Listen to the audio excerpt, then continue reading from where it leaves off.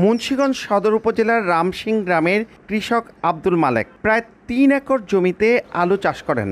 আলুর দরপতনের পর লোকসানের মুখে তিনি।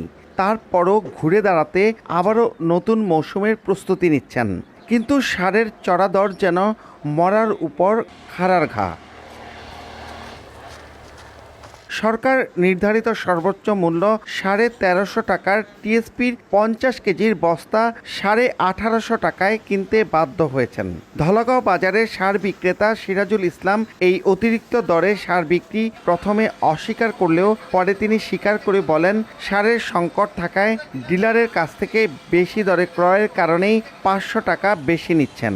বিডিসি হলো ১৮৫০ টাকা টিএসপি, ইউরো হলো ১৪০০ টাকা, পটাশ হলো আপনার ১১০০ টাকা। তো আপনার কেমনে এই দামটা দিয়ে কেমনে গৃহস্থ বাঁচবো? মাল এভেলেবেল থাকতো তখন আমরা দেশে সরকারের যে রেডি তার সাথে 10 টাকা 20 টাকা কম বেচতাম। এখন মালের খুব কেরাইছে, টিএসপিটা বেশিরভাগ। আসন্ন মৌসুমে লক্ষ্যমাত্রার ৩৪,০০০ হেক্টর জমিতে আলু আবাদে ৯৭,৫৬৬ মেট্রিক টন রাসায়নিক সারের চাহিদা পাঠিয়েছে কৃষি বিভাগ।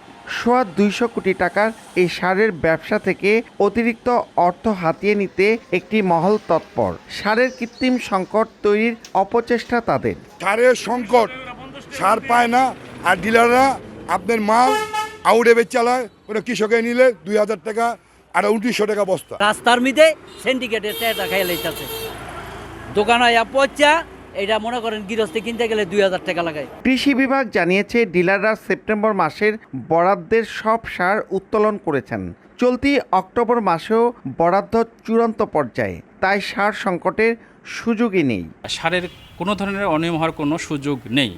আমরা যদি কোথাও কোনো অনিয়ম পরিলক্ষিত হয় তাহলে আমরা প্রয়োজনীয় যে ব্যবস্থা গ্রহণ করা বা আমাদের উপজেলা কৃষি অফিসার যারা রয়েছেন তাদের মাধ্যমে খতিয়ে দেখার ব্যবস্থা গ্রহণ করা হবে। জেলায় ৭৮ বিসিআইসি ও ১৫৭ বিএডিসি ডিলার এবং প্রায় ৩০০ সাব সার ডিলার রয়েছে। নাসির উদ্দিন উজ্জ্বল, সময় সংবাদ, মুন্সিগঞ্জ।